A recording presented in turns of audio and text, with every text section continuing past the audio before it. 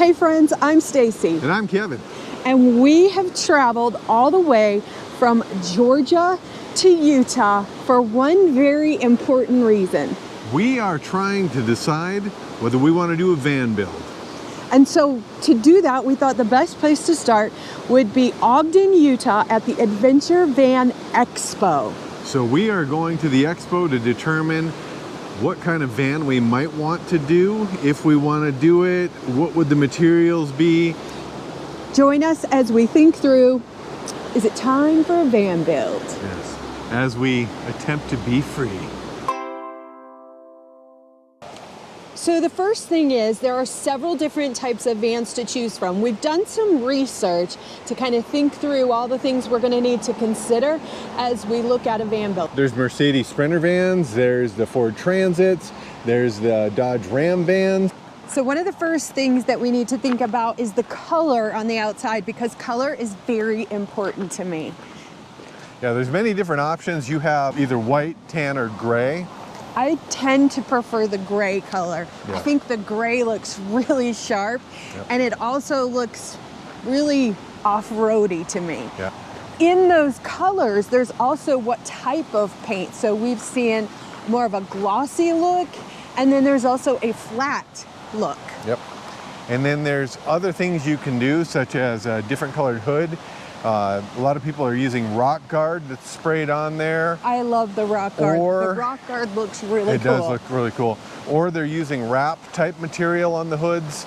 And not just on the hoods, but there's wraps, there's entire vans that are wrapped. We even saw on the hood solar stickers. So there's a lot of choices when we're thinking about the color. For me, it is gray matte all the way. Yeah, I think I have to agree on that one as well. So the next thing we have that there is to consider is, do you want a van with two-wheel drive, four-wheel drive, or all-wheel drive? Many of the Transits up until now were all two-wheel drive. They recently added all-wheel drive to their Ford Transit trails. The Mercedes Sprinter vans have been option of two-wheel drive or four-wheel drive. Everything from this point forward now is going to be all-wheel drive. And I'm pretty sure that the Dodge Ram vans are just two-wheel drive, and actually they are a front-wheel drive model.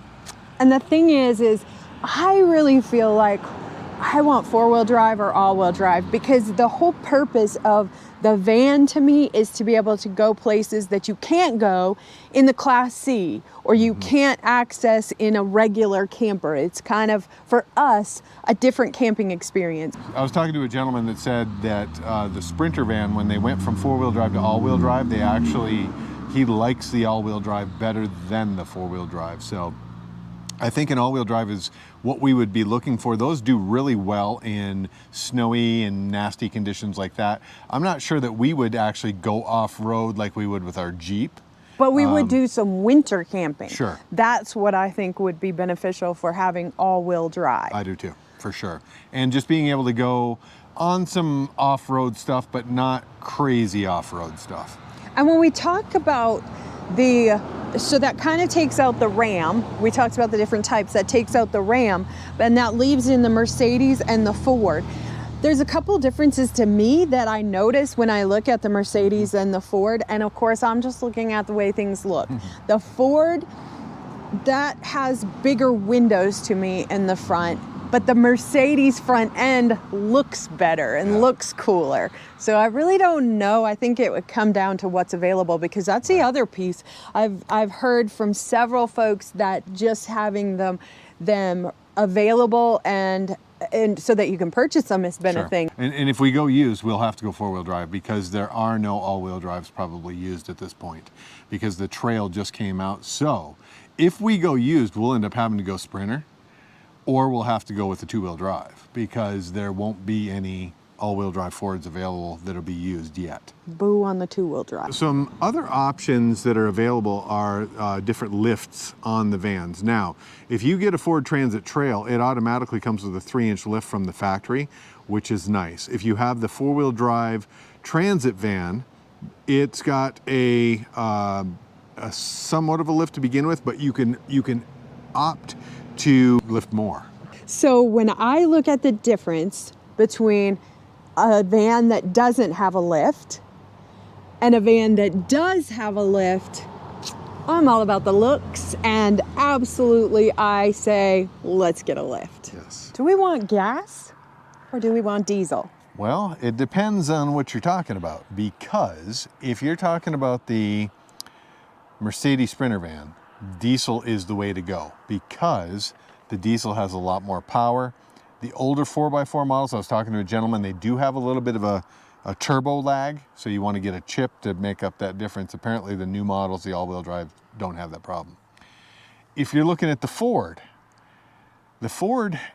Transit Trail comes with a 3.5 liter EcoBoost engine that I actually have in my truck. That is a beast of an engine. I really think that if we went with the Mercedes, we'd go with the diesel.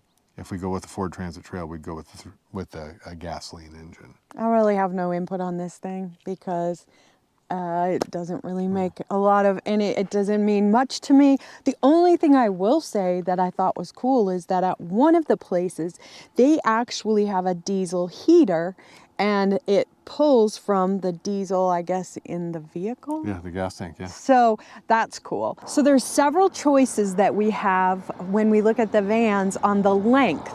Who knew? I had no idea. There's a lot of stuff I didn't know until we came and looked, which is why we're here. So there is short, long, and extra long.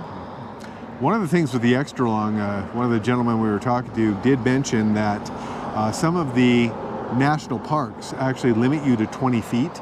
And if you go with an extra long, it puts you over the 20-foot mark. And extra long is great for what the space that you have inside, but I'll say the look of it on the outside, I'm not a fan of. I think that the long, really overall, the longs still look pretty good. And I think the amount of space, if we're going with a short, we really don't need to go for a van. I think we just stay with a camper, a trailer. So we have a couple of options too when we talk about the height of the van. There is apparently short, medium, and tall. So those are going to be our different options. So short would be a standard van top. It's just the van top. I'm not even sure. I know in the Transit they make them. I don't know if they still make them or not. The medium height gives you a little bit more height, and then there's the tall. The big thing that I'm looking for is that I can stand up once the ceiling is inside the vans, and I want to have at least like an inch. I just don't want to be scraping my head. There are a couple of choices, one being the hard top versus the soft top. So when we look at the tent top, I didn't realize this, but the tent top does give you a little extra space inside, but the purpose of it is to have a bed up there, so you have an extra bed. So we don't really need that extra bed up in the top. So the having that tent top for us will not be necessary. You have an option for how many seats you have in the van for when you're driving. So you can have 2 seats, you can have an extra seat that flips up and comes down so that it's either a single seat or a double seat.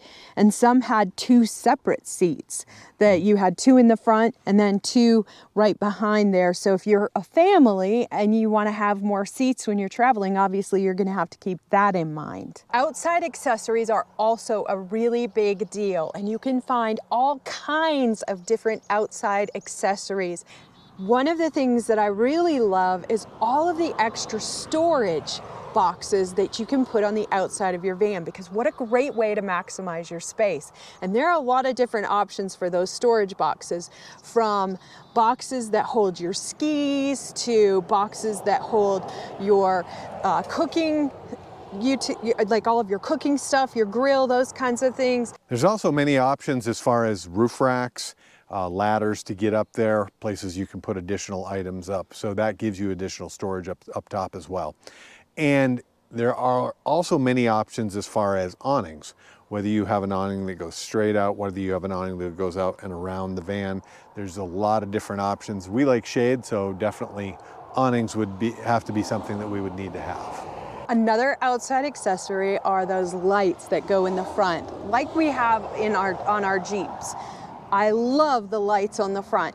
I realize that might not necessarily for me be something that is necessary, but it's super cool. So there's also a choice between air conditioners, or if you even are going to have an air conditioner, and I can tell you for us, that is a positively yes answer. We do need an air conditioner, but I've been doing a lot of looking at the different types of air conditioners that you can purchase and that you can put on your campers or your vans, and I really want to go with the 12-volt AC. With a 12-volt AC, what you would need to have is have an inverter, so if you do plug to shore power, it is able to charge the batteries, which is what the actual AC will run off of. The same thing with solar. So you say, well, are you running it with solar? Well, you're charging your batteries with solar, and those 12-volt batteries are actually powering your air conditioner. So there's some good options there. One of the things, we actually felt one of those, blowing cold AC, and it really kicks out just as well as a 110 volt. So that brings us to solar. Solar is going to be an absolute must in the van. We want to be able to be self-contained and not have to depend on shore power. So we looked at all the different types of solar options that are available and are very excited to really outfit the van with solar.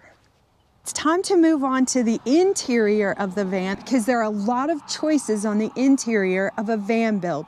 The first one being cabinets. So one of the things that I saw that I didn't expect to see is the fact that you can get like a modular fabric type cabinet that kind of pops into place, pops out. And the cool thing about that is, especially if you're doing a build where you're very cognizant of the weight, that would be a great option because that's so much lighter than anything else that you could put in there. Also, I hit my bald head all the time, and I thought that might be a good thing to have, so when I hit my head, it doesn't take off the skin and make me bleed. If you do choose the hard cabinets, you have several options of the kinds of materials. Well, I say several, really, I guess we would already have narrowed it down to two kind of options for the kind of material that we could use on a hard-sided cabinet. One being the typical, the wood cabinet side, and of course you could choose many different colors or styles, that kind of thing. But then there is also more of an industrial looking cabinet that would have more of like a metal look. I kind of like a more of an industrial look too, depending on which kind of route we go. The other thing that you need to choose and think about when you're doing the cabinets is what kind of pulls or kind of latching system. I noticed there were a couple different types of latching system for the cabinets as well. So there's the magnet, because you got to think about when you're driving down the road, not popping open and everything falling out. So you have a magnet option, and then I also saw some pretty cool little, you pull and twist and it pops out. Yeah. Now there were also some options where they were just kind of I don't know what you call that when they're not spring loaded, but they slowly close and they seem to be tighter. But I would think that would have more of a chance of having issues when you're driving down the road. So I definitely would want to choose between either the magnet or the pull and twist. Yeah. And I lean a little bit towards the pull and twist ones for some reason. I don't know. And I actually like the magnet ones. When I opened them, they're very stiff, but they weren't like. It was actually a nice system that they had. I thought it was pretty good. And then, of course, on top of the cabinets or the countertops for cabinets, you have choices for that as well. I saw some that were like a butcher block, and then of course there were others that were more of a standard countertop. Yeah. And then when you're dealing with cabinets as well, it's really important to think about how much cabinet space you're going to need, which is going to play into what kind of layout you have and all of that. I think that we want to have probably in the middle, a good, a medium amount of cabinet space. We do definitely want to have some cabinet space, but not all cabinets. Sure. So one of the things we noticed with the wall coverings is a lot of people are using like a tweed type fabric, and they're covering, and I guess because you could probably put it behind and staple, and then they'd have little pieces over the seams, that it really did pretty good job. Some people had more of an industrial look where you're looking at more of like a rubber diamond plate or the little rubber kind of like look like little dimes that are on there. But then there's also, you see those standard builds where the wall coverings are wood. Then you'll also see shiplap on those walls as well. I tend to lean towards the either that fabric or the wood. I'm not necessarily a big fan of the more industrial look with that. I saw some different options for the ceiling as well. Yeah. Some use the same stuff that they're using on the walls, the tweed type. I saw one that was like a kind of a naga hide type of fake leathery looking kind of stuff. I also saw a lot of the options of putting the LED lights in those ceilings, especially the wood ceilings that have a little bit of that tongue and groove gap, and I really like that look. Riding up the gondola reminds me, since we're sitting down, that toilets are also a consideration in the van, whether or not you're going to have a toilet. And that is a hard yes for me, but there are 3 different types that you can choose from.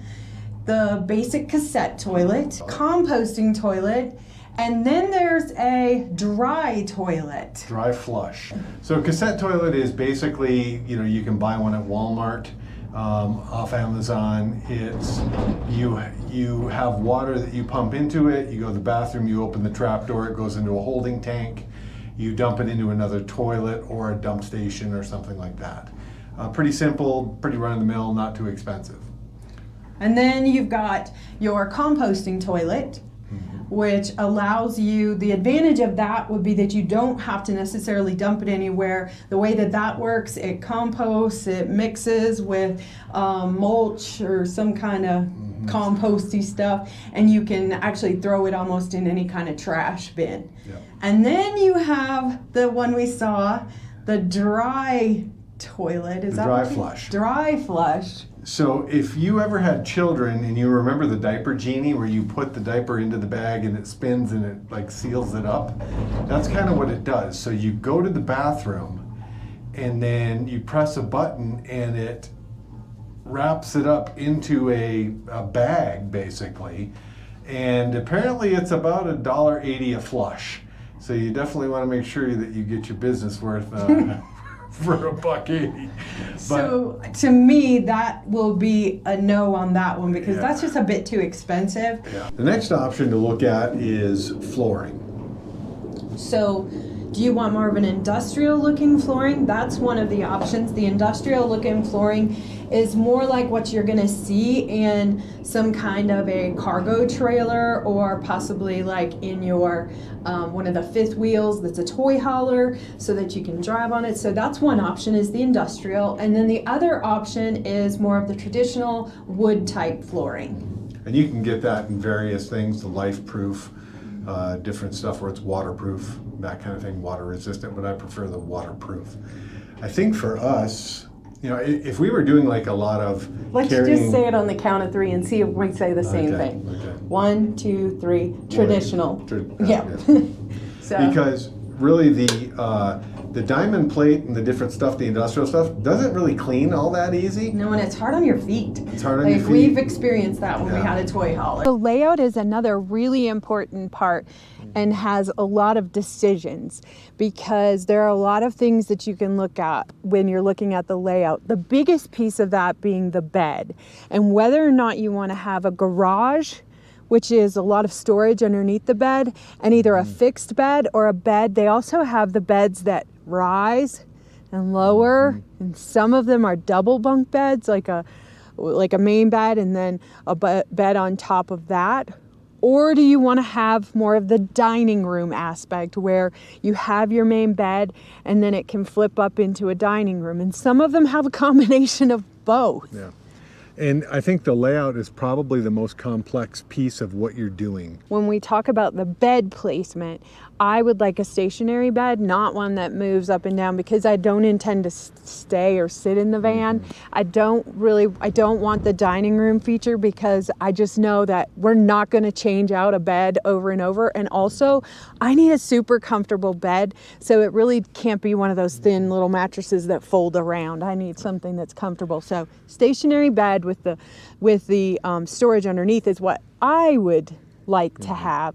And there's a lot of cool options for that storage underneath. I saw some that had like pull out things for skis and just various customized things like that. One even had a thing for your boots, your ski boots, and it had ski warmers, like boot warmers. Sure. And I think you could do a dinette type style bed. However, it would be permanent for us. We'd have a thick mattress on it. But again, possibly the resale or something down the road might be better to not just have a permanent bed, but one that can be, you build it so that it actually can be either or. The other piece when we're talking about the bed that I think that we need to consider and think about is the width of the bed. So the height basically, because Kevin is... Okay, I should say Kevin is 6 feet and he doesn't want to curl. And then the next thing that you need to consider is your kitchen area. And like, we would like to have some of the options we saw that we liked were the sink, definitely the sink, and having the gray water and having some fresh water capability, and then having a little cooktop and a fridge. We'd like to have it doesn't have to be a huge fridge, but I don't really want one of the chest fridges. Having a decent sized fridge that we would have. We definitely want to have a shower in the van, because that is one thing that we really do appreciate in all of our campers, is having access to a shower. So we have a couple of options with the van. One is a full shower inside that holds your toilet as well, but it's actually built into the van.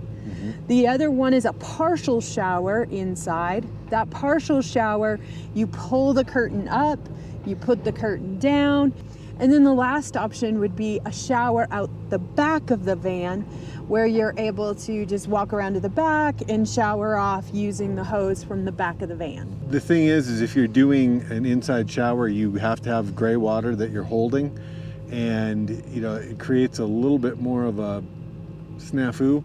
So your additional weight, you're losing space and things like that. Really, in the rescue wagon, I do like the outdoor shower. I like that. I pick the back of the camper and the outdoor, because I think that's for us and the type of camping we would want to do, the enclosed shower versus the partial shower. Those take up more space inside, which I just don't think is necessary for us. There's a lot of things to consider and decisions that will need to be made when we take on a van build. But there's one very important decision that has to be made first. And that's whether we want to do it to begin with. One thing I was thinking about too was, do we want to do a van build, or would we want to do like a 6x10 cargo camper build, another one of those, and maybe take all of the things that we like about the van build and put it in a cargo camper, like the storage stuff in those boxes, and the storage that pulls out, and fresh water tanks and gray water tanks, and maybe a little sink. You think about the cost difference. I mean, there's a huge cost difference. The van alone, you're looking at $70,000. So the difference between the two, really, that's a very big difference. I'm just not sure yet, actually, but I do think that... it's just something that we need to consider. So what do you think? Yeah. You think we should do a van build or another cargo build, and do it a kind of a hybrid between what would be in a van and a cargo camper? But there's some things that we wouldn't still have, like the ability to be in the van and while it's driving, be able to go back and get a drink out of the fridge or something like that. But anyway, just things to think about.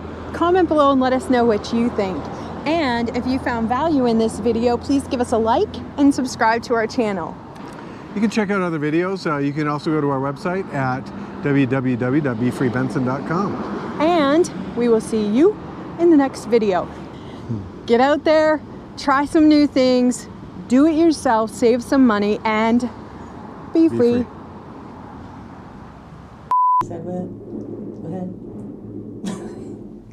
Get out there, do some things. It's It's freaking amazing that we're in the middle of nowhere and how much traffic is going by. Just Especially saying. as soon Sorry. As soon as we hit record. As soon as we start talking. Yeah, that's crazy. So, and so some of those are a little bit tight with that. Is there somebody walking up on us right now? yeah, whole family. Okay, well let's No, let's keep it going, and because No, we've got this- these microphones on. So. That's super awkward.